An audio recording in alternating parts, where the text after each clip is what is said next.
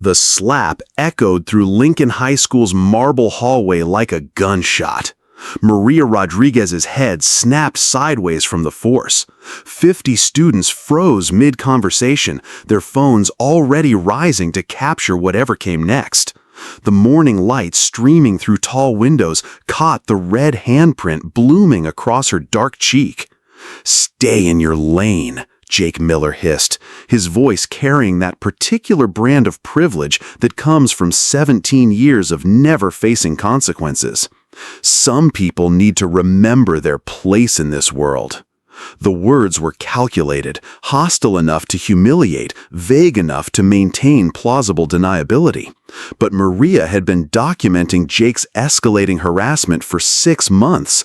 This public assault was the final piece of evidence Detective Chen needed. Maria touched her stinging cheek, then instinctively reached for the small recording device hidden in her uniform pocket. Still running. Perfect. Her father's voice echoed in her mind, as clear as if he were standing beside her. When the enemy finally reveals their true nature, that's when you end them, baby girl. Jake raised his hand again, emboldened by the audience. His 3 football teammates flanked him like wolves, their eyes hungry for violence. They'd been building to this moment for months. Jake's frustration at being unable to intimidate the quiet janitor who somehow seemed immune to his psychological warfare. Maybe this will teach you to. Maria's military training exploded into action. She caught Jake's wrist mid-swing with surgical precision, twisted her body using his momentum against him, and applied pressure to his shoulder joint with the kind of technique that only comes from real combat experience. The sickening pop of his dislocating shoulder echoed off the marble walls. Jake's scream shattered the silence. His 220-pound frame crumpled to the floor, his right arm hanging at an impossible angle. Tears streamed down his face as he writhed on the cold stone. "My shoulder! She broke my shoulder!" 50 teenagers stood paralyzed, their phones recording, but their minds struggling to process what they'd just witnessed. The invisible janitor, the woman they'd walked past for 6 months without a second glance, had just neutralized their school's most feared student in under 3 seconds. Maria stepped back, adjusting her uniform with calm precision. Her breathing was steady, professional. She pulled out her phone and speed-dialed a number she'd memorized months ago. "Detective Chen," she said quietly, her voice carrying across the stunned hallway. "This is Rodriguez. The target just assaulted me in front of 50 witnesses. I'm activating the signal." She hung up and looked down at Jake, still moaning on the floor. "Jake Miller," she said clearly, ensuring the recording devices captured every word. "You're under arrest for assault, drug trafficking, and the attempted murder of Emma Watson."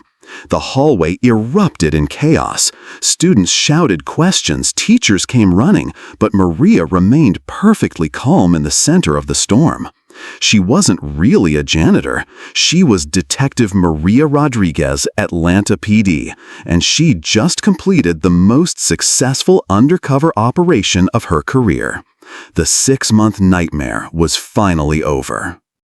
6 months earlier, Detective Maria Rodriguez had volunteered for the most dangerous assignment of her career.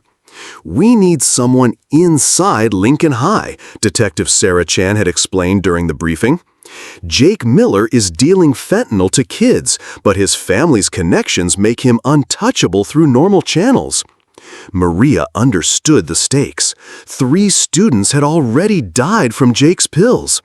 Emma Watson had barely survived her overdose the month before. Traditional surveillance wasn't working. Jake was too smart, too careful, too protected by wealth and privilege. "Why me?" Maria had asked. "You're 28 but look younger. Military background means you can handle yourself. And," Chen hesitated, "you're the only detective willing to spend 6 months mopping floors to save kids' lives." The mission parameters were clear. Gather evidence of Jake's drug operation, document his distribution network, and build a federal case strong enough to overcome the Miller family's political connections. Maria had military intelligence training from her Army service, but going undercover in a high school presented unique challenges. She studied teenage behavior, practiced being invisible, and learned to endure daily humiliation without breaking character.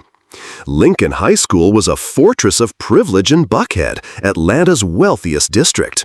The students drove cars worth more than most people made in a year. Their parents were senators, judges, Fortune 500 executives, people who could make problems disappear with phone calls. Jake Miller ruled this world like a crown prince. Star quarterback, honor student, Harvard-bound.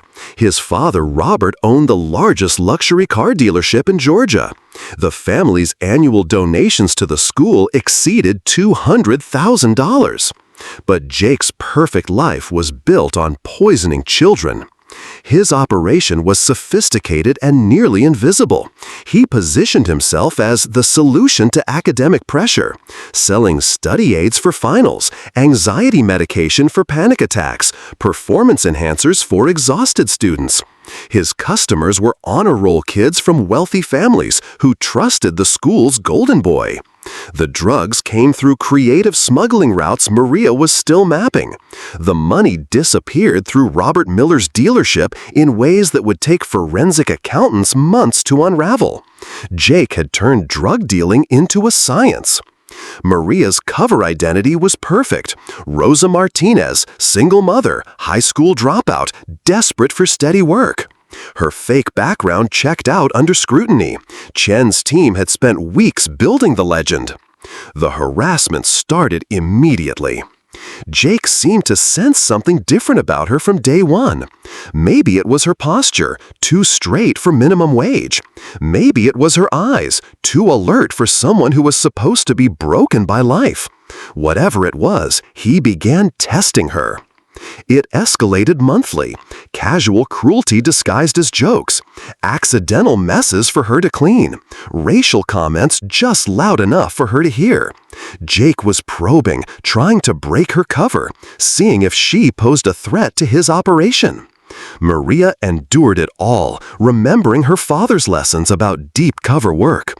Colonel Miguel Rodriguez had been Special Forces. He'd taught his daughter that successful intelligence gathering required infinite patience and perfect self-control. Let the enemy think they're winning while you document their crimes, baby girl. Strike only when victory is certain. The psychological toll was enormous.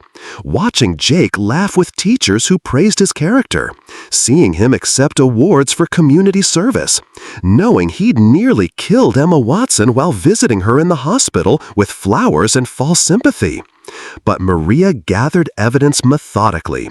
Hidden cameras in her cleaning supplies, audio recordings during coincidental encounters, financial documents retrieved from trash cans, phone records obtained through legal wiretaps Chen had finally secured. After 5 months, they had enough evidence to arrest Jake.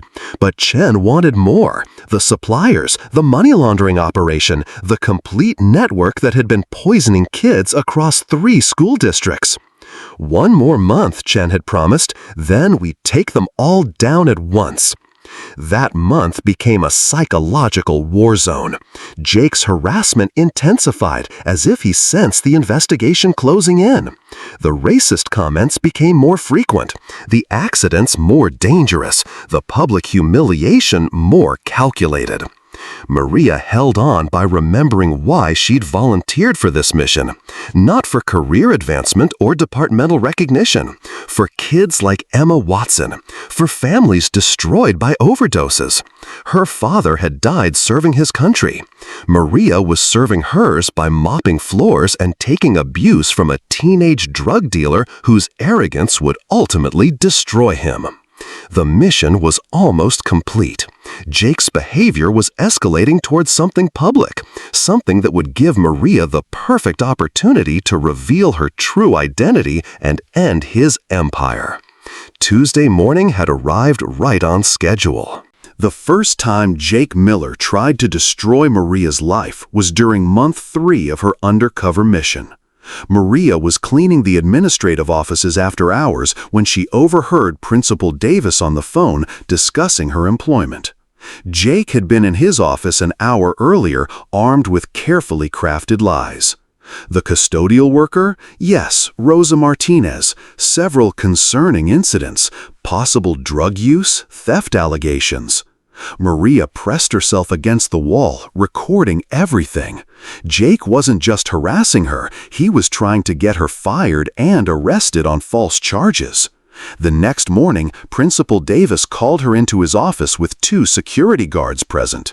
"Mrs. Martinez, we've received some troubling reports about your behavior," Davis said, his tone professionally cold.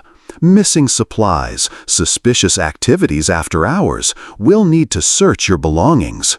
Maria submitted to the search, knowing they'd find nothing because Jake's accusations were lies. But she also knew this was his opening move in a larger campaign to destroy her cover and end the investigation. "I'm a good worker," she said in the broken English of her cover identity. "I never steal nothing. I need this job for my son." Davis seemed almost disappointed when the search turned up nothing incriminating. "We'll be monitoring your performance very closely, Mrs. Martinez. Any further incidents will result in immediate termination." That night, Maria called Detective Chen from a secure phone. "He's on to me. Not completely, but he suspects something. Can you maintain cover?" "For now, but he's escalating. If he keeps pushing, I'll have to defend myself or blow the mission." 2 more months, Chen promised. "We're close to cracking his supplier network. Can you hold on?" Maria thought about Emma Watson, still recovering from her overdose. About the 3 kids who'd already died. About Jake's growing customer base across multiple schools. All hold.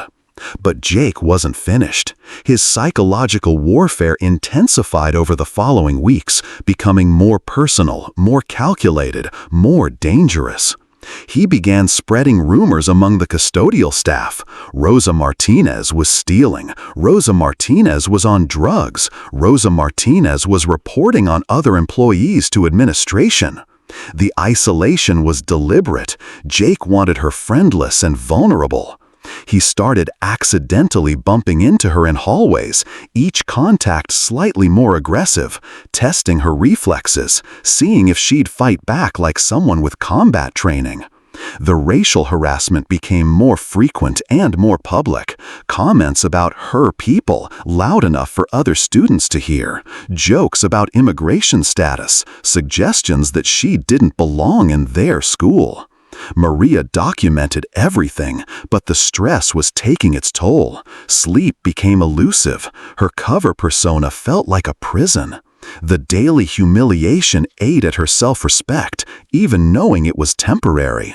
Her father's journal became her lifeline during this period. His notes on psychological warfare, written during his own deep cover missions.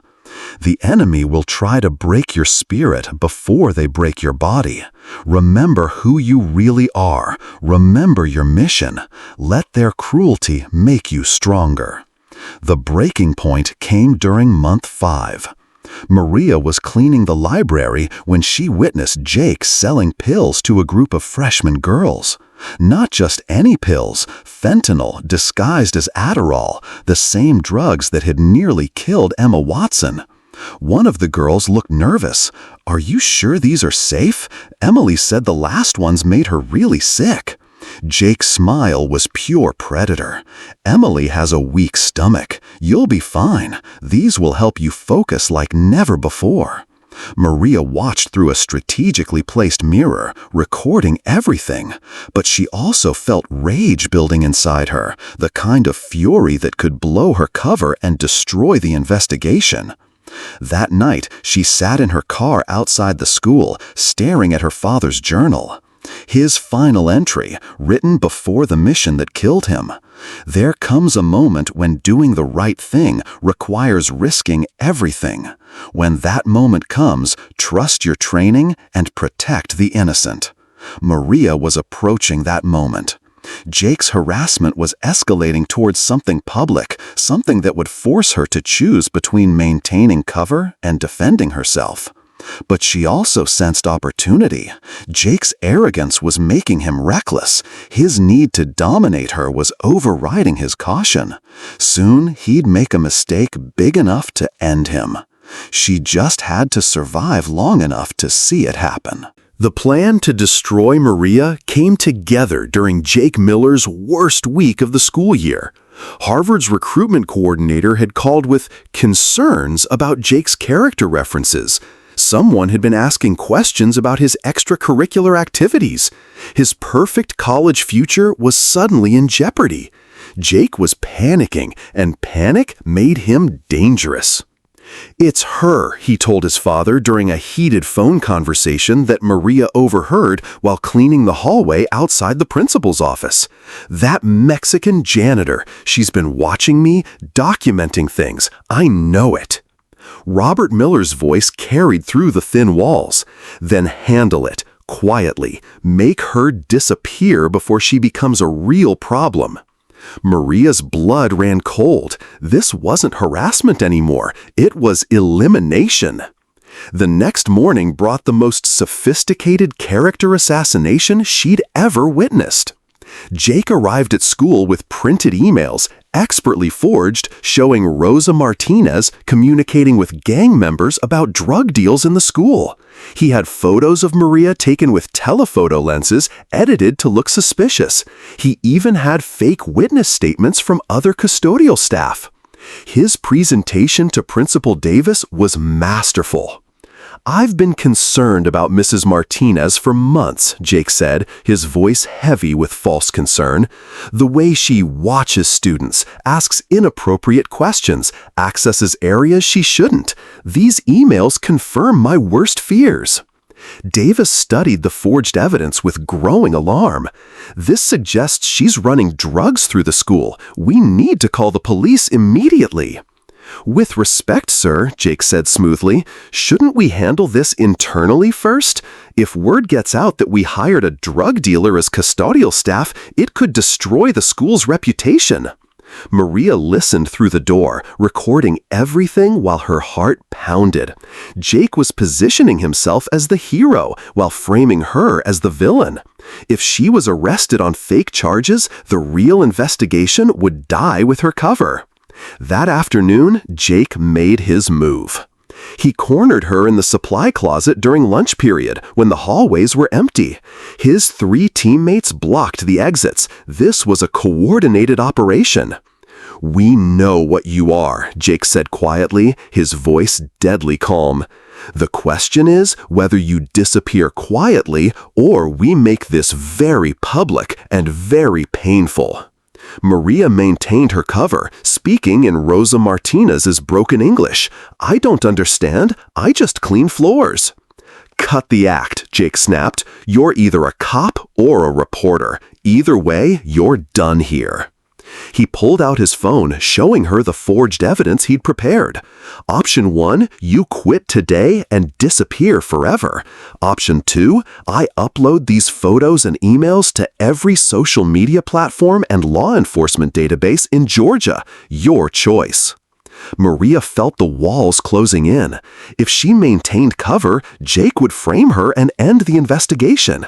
If she revealed her identity, 6 months of work would be wasted and Jake would walk free. But then she noticed something. Jake's phone was recording their conversation. "You're making a mistake," she said, still in character, but letting some steel creep into her voice. "The only mistake was letting you into our school," Jake replied. "People like you don't belong here. Time to go back where you came from." The racist comment was clear and recorded, but Jake wasn't finished.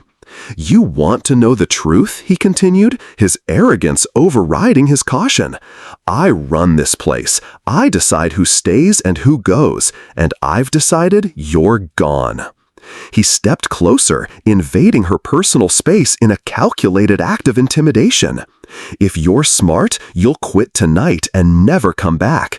If you're stupid, things get much worse for you and your family. The threat was explicit and recorded. Jake Miller had just handed her everything she needed to destroy him. "Is that a threat?" Maria asked, her voice steady despite the danger. "It's a promise," Jake smiled. "This is my world. These are my rules. And rule number 1 is that people like you serve people like me, quietly, invisibly, or they disappear." Maria looked directly into his phone camera, knowing Detective Chen would see this recording within hours. "We'll see about that," she said quietly. Jake's smile faltered for just a moment before returning twice as bright. He had no idea he'd just signed his own arrest warrant. The final confrontation was coming, and Maria was ready. Tuesday morning arrived with Jake Miller's confidence at an all-time high. He'd spent the weekend finalizing his plan to destroy Rosa Martinez once and for all. The forged evidence was uploaded to anonymous tip websites. The fake witness statements were ready for police. His teammates were briefed on their roles as concerned students reporting suspicious activity. Jake had even chosen the perfect location, the main hallway during class change, with maximum witnesses to his final victory over the janitor who dared to threaten his empire. What Jake didn't know was that Detective Chen's surveillance team was already in position. Maria arrived at work that morning knowing it would be her last day undercover. The plan was elegant in its simplicity.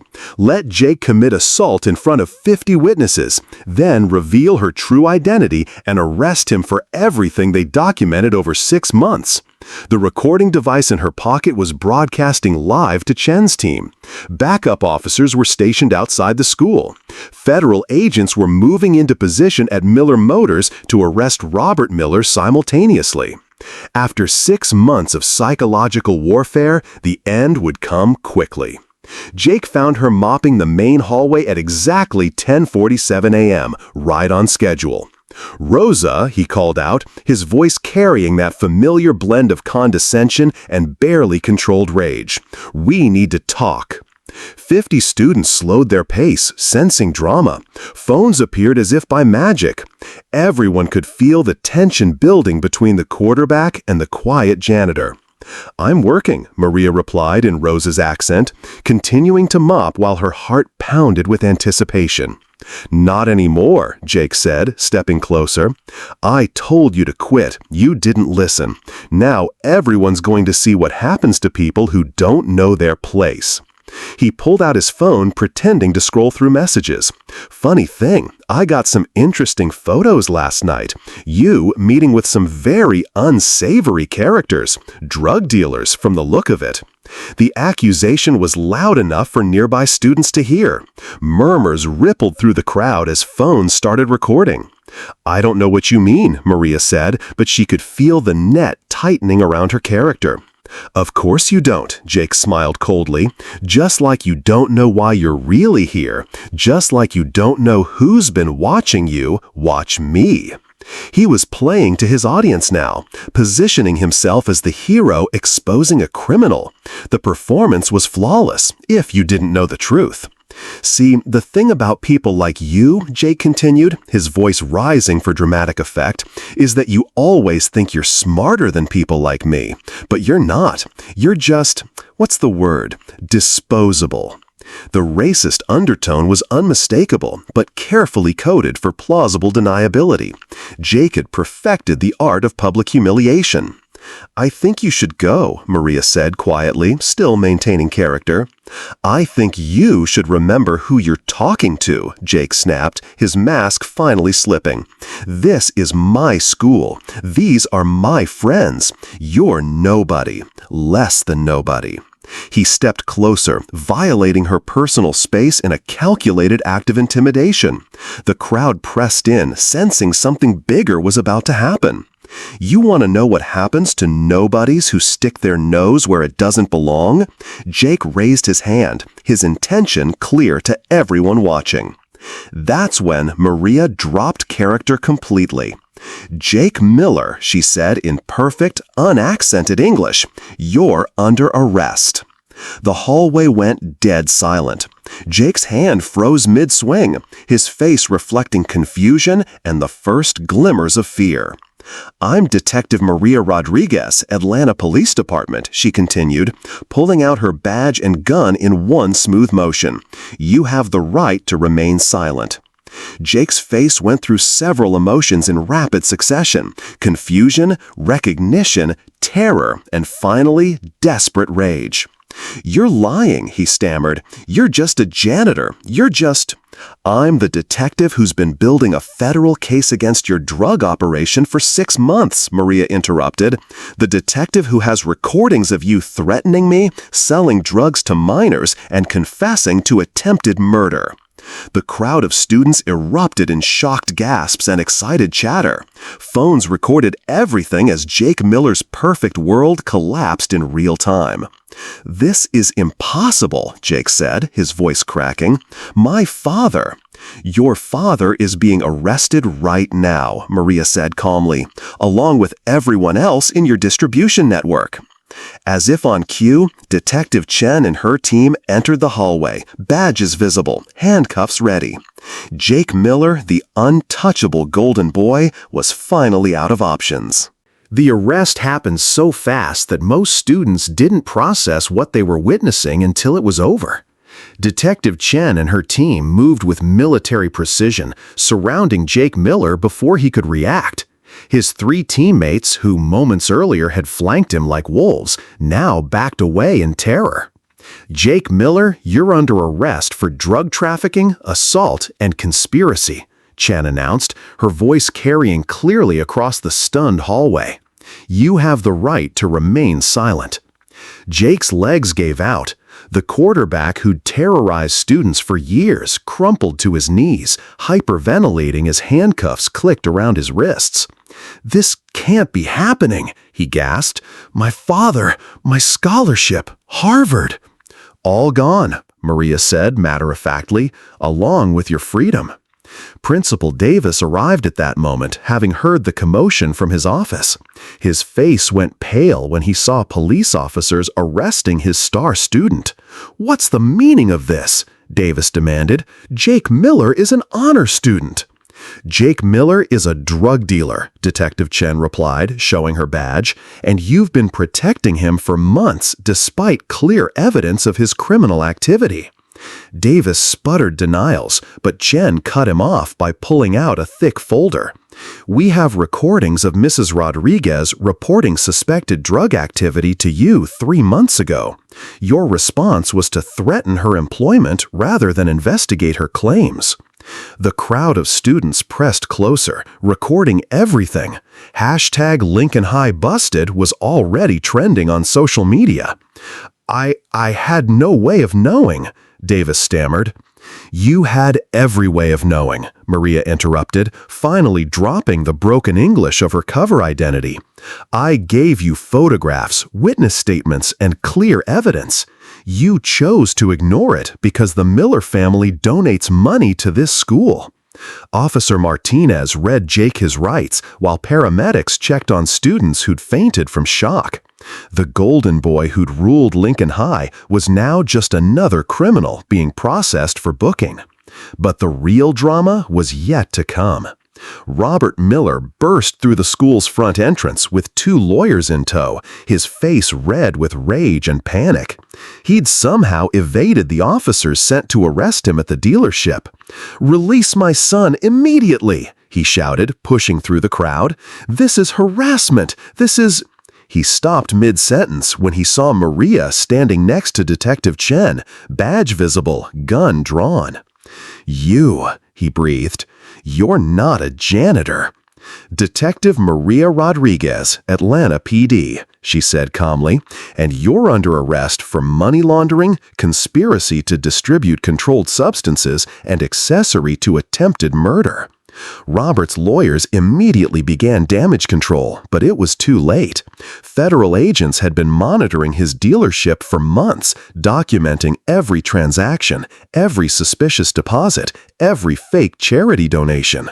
The DEA has frozen all assets associated with Miller Motors, Agent Johnson announced, arriving with additional warrants, including the family's personal accounts, real estate, and vehicles. The Miller empire was collapsing in real time, broadcast live on dozens of student phones. Jake was loaded into a police cruiser, still in shock, still mumbling about Harvard and scholarships that no longer existed.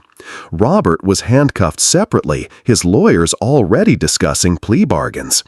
Mrs. Patterson emerged from the library, tears streaming down her face. The librarian who'd lost her daughter to Jake's drugs finally had justice. "Thank you," she whispered to Maria. "Sarah would be so proud." As the police cars pulled away, Maria stood in the hallway that had been her prison for 6 months. The marble floors gleamed under fluorescent lights, but everything felt different now. Students who'd ignored her for months now stared with newfound respect. Teachers who dismissed her as just the help looked ashamed. Principal Davis was already fielding calls from the school board, his career effectively over. "How does it feel?" Detective Chen asked, joining Maria as the crowd dispersed. Maria thought about Emma Watson recovering at home, about the 3 kids who died before the investigation began, about her father who taught her that justice sometimes required sacrifice. "Like the beginning," she said finally. "There are more Jake Millers out there, more schools that need cleaning up." Chen smiled. "Ready for the next assignment?" Maria looked around the hallway one more time, then nodded. The war against privilege and corruption was far from over, but they'd won an important battle, and sometimes that was enough. The Miller family's downfall accelerated over the following weeks as federal investigators unraveled their criminal empire. Jake's arrest opened floodgates of evidence that had been hidden for years. Students came forward with their own stories of drug purchases. Teachers admitted to overlooking suspicious behavior. Even other wealthy families began distancing themselves from the Millers. The forensic accounting revealed the scope of their operation: $2.3 million in drug sales over 3 years, laundered through Miller Motors books as fake bonuses, inflated expenses, and fraudulent charitable donations. Jake faced federal charges as an adult despite being 17.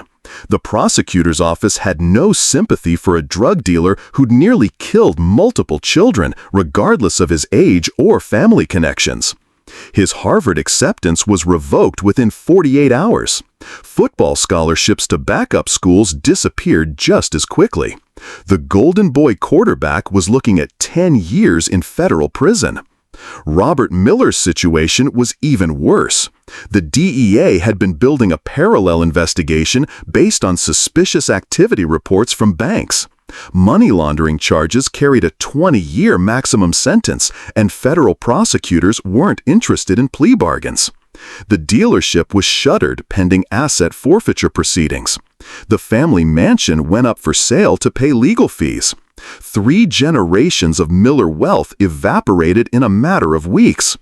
But the most devastating blow came from an unexpected source. Mrs. Eleanor Patterson had been quietly documenting the Miller operation for 2 years, ever since her daughter died from Jake's pills. Her evidence included video recordings, financial documents, and detailed notes about every suspected transaction. "I knew someday there would be a reckoning," she told the federal prosecutor. "I just wanted to make sure justice was complete." Her testimony connected Jake's operation to 17 overdoses across 3 school districts, including 3 deaths. What had started as a local drug bust became a federal conspiracy case with multiple victims across state lines. Jake's psychological evaluation revealed the depth of his narcissism and entitlement. He genuinely believed his wealthy background and academic achievements entitled him to break laws without consequences. "I was helping stressed students," he told court-appointed psychiatrists. "If some of them couldn't handle the medication, that's not my fault." The complete lack of remorse sealed his fate. The judge sentenced him to 12 years in federal prison without possibility of parole for 8 years. Robert Miller received 15 years for money laundering and conspiracy. The luxury car dealer who'd bought his way into Atlanta's elite society would spend his remaining productive years in federal prison. But the investigation revealed something even more disturbing. The Miller operation wasn't unique. Federal agents discovered similar schemes at private schools across the Southeast. Wealthy families were using their legitimate businesses to launder drug money while their children dealt to classmates with virtual impunity. Operation Golden Pipeline, as the DEA called it, became the largest investigation into privilege-protected drug trafficking in American history. Maria testified before a federal grand jury, her 6 months of undercover work providing the foundation for dozens of additional indictments. The case file she'd built during her time as Rosa Martinez became evidence in courtrooms from Atlanta to Miami. Principal Davis was forced to resign in disgrace. The school board implemented new policies requiring mandatory reporting of suspected drug activity regardless of the accused student's family connections. Lincoln High School hired a new principal, Dr. Sarah Kim, a former federal prosecutor who understood that wealth didn't exempt anyone from accountability. The Miller case became required reading at police academies, studied as an example of how systemic corruption could be dismantled through patient undercover work and methodical evidence gathering. For Maria, the victory was bittersweet. Justice had been served, but at enormous personal cost. 6 months of daily humiliation, psychological warfare, and constant danger had taken their toll. But when she received letters from Emma Watson and other survivors thanking her for saving their lives, she knew the sacrifice had been worth it. The war against privilege and corruption would continue, but for now, one small corner of that war had been won. 6 months after Jake Miller's conviction, Maria Rodriguez stood in the same hallway where her undercover mission had ended. But everything was different now. Lincoln High School had transformed under Dr. Kim's leadership. The new principal had implemented zero-tolerance policies for drug activity, regardless of family wealth or social status. Students who once felt powerless now had anonymous reporting systems and counseling resources. Most importantly, the culture of entitlement that had protected Jake Miller was being systematically dismantled. Maria wasn't visiting as Detective Rodriguez today. She was there as a guest speaker for the school's first annual Ethics and Accountability Assembly, an event that would have been unthinkable during Principal Davis's administration. The auditorium was packed with students, teachers, and parents. Many faces were familiar from her undercover days, but the atmosphere was completely different. Where once there had been casual cruelty and accepted hierarchy, now there was genuine respect and healthy boundaries. Emma Watson introduced her to the crowd. The 14-year-old who'd nearly died from Jake's pills was now a sophomore and student council president. Her near-death experience had transformed her into an advocate for addiction awareness and mental health resources. Detective Rodriguez risked everything to save students she'd never met, Emma told the audience. She spent 6 months being invisible so that kids like me could survive. The applause was thunderous, but Maria felt the weight of what that invisibility had cost her. The psychological toll of the undercover assignment had been severe.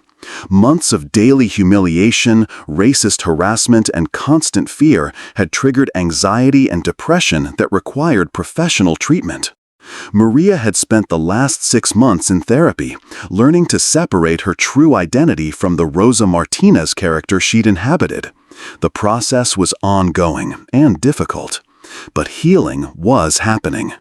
Detective Chen had recommended Maria for the Medal of Valor, the Atlanta Police Department's highest honor. The undercover operation had not only dismantled the Miller network, but exposed systemic corruption at multiple levels of local government. 3 school board members had resigned in disgrace. 2 city council members were under investigation for accepting Miller family donations while ignoring reports of drug activity. The ripple effects were still spreading through Atlanta's political establishment. Maria's career had accelerated as well. She'd been promoted to detective sergeant and was now leading the department's new undercover youth protection unit, a specialized team focused on protecting children from exploitation by wealthy predators. But the most meaningful change was personal. Maria had reconnected with her father's legacy in ways she'd never expected.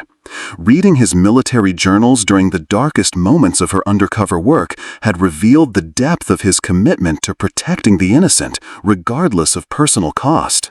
She'd established the Colonel Miguel Rodriguez Foundation, using her Medal of Valor recognition and speaking fees to fund addiction prevention programs in schools across Georgia.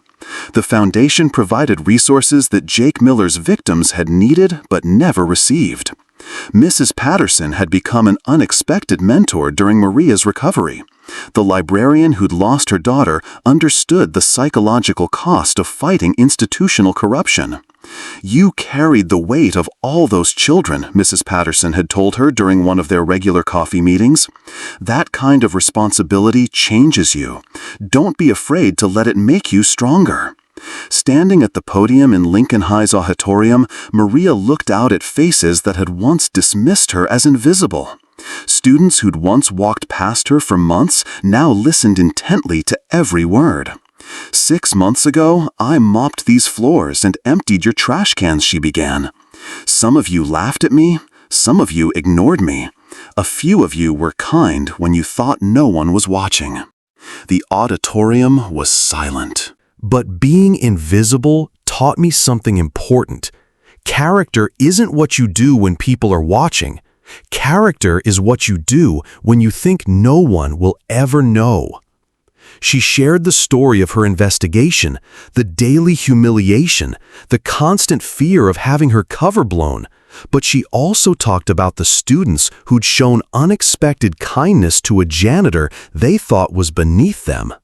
Those small acts of decency gave me hope during the darkest moments of this case. They reminded me that most people are good, even in systems that protect the guilty. After her speech, a long line of students waited to thank her. Many shared their own stories of bullying, discrimination, or feeling powerless in the face of wealth and privilege. A sophomore named David approached near the end of the line.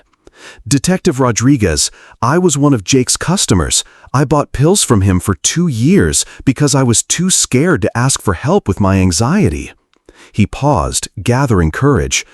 "I just wanted to say thank you for showing us that being brave doesn't mean not being afraid.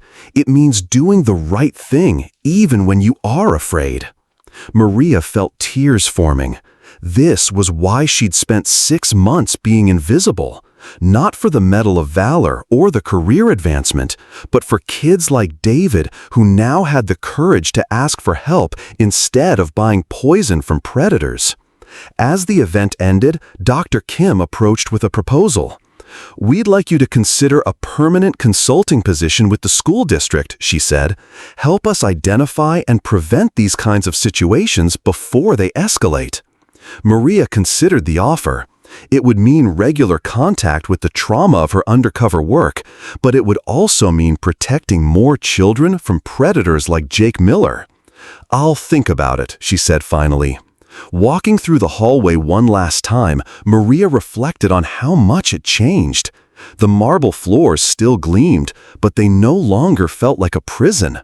The oil paintings of Confederate donors were being replaced with portraits of civil rights leaders and community heroes. Most importantly, the culture of silence that had protected Jake Miller was gone. Students now reported suspicious activity. Teachers acted on concerns instead of ignoring them. Administrators prioritized child safety over donor relationships. The victory wasn't complete. There would always be more Jake Millers, more systems to reform, more children to protect, but it was a beginning.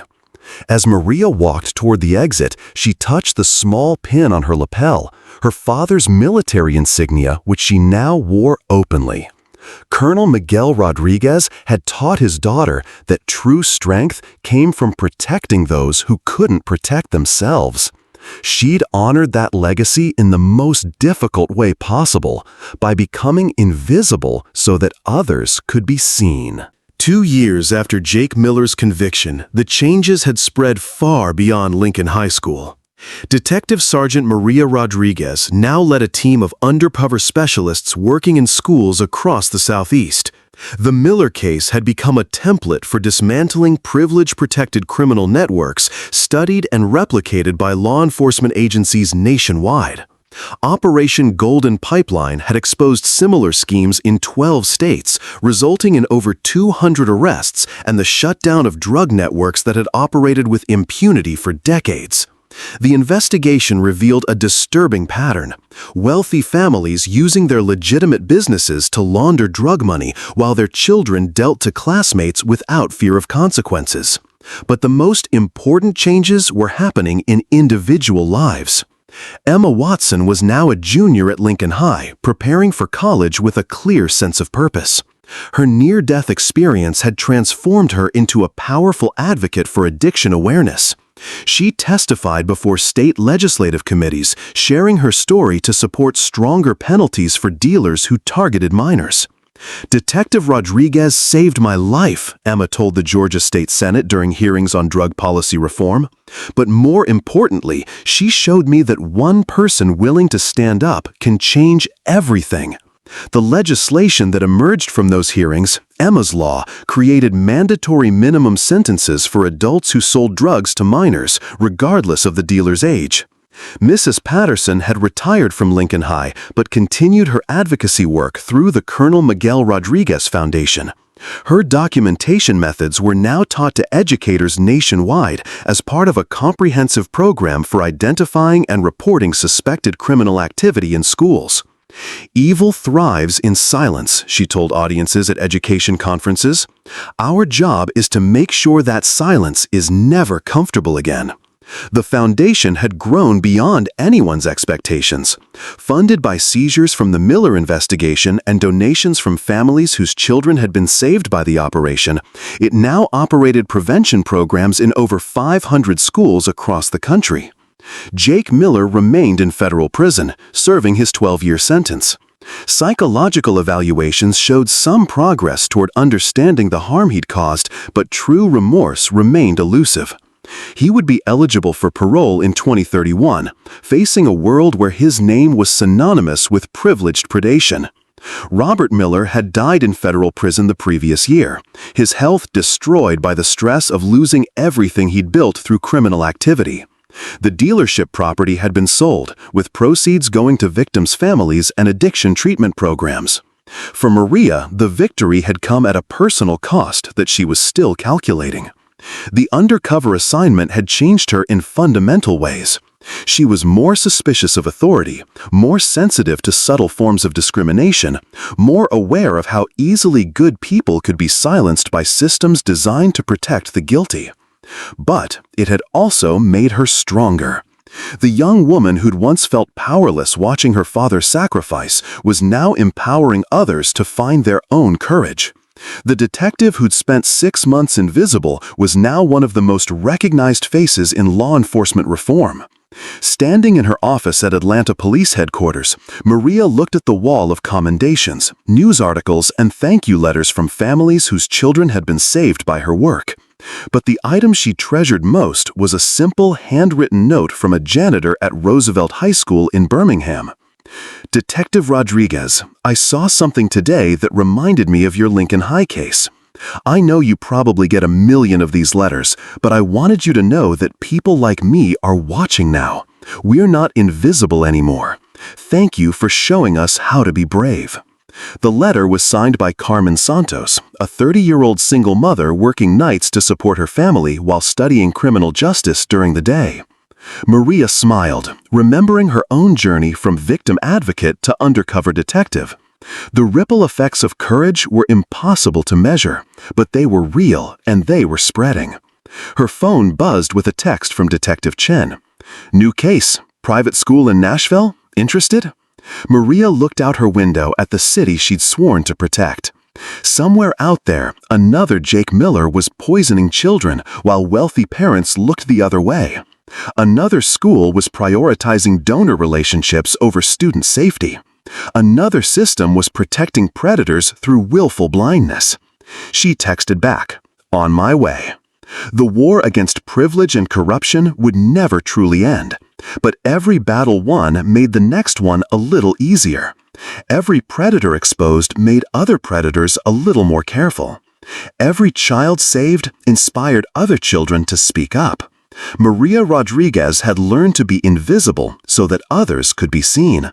Now she was teaching that lesson to a new generation of detectives, educators, and ordinary citizens who refused to accept that wealth exempted anyone from justice. Sometimes the person mopping your floors used to save lives in a war zone. Sometimes the janitor emptying your trash can is gathering evidence to protect your children.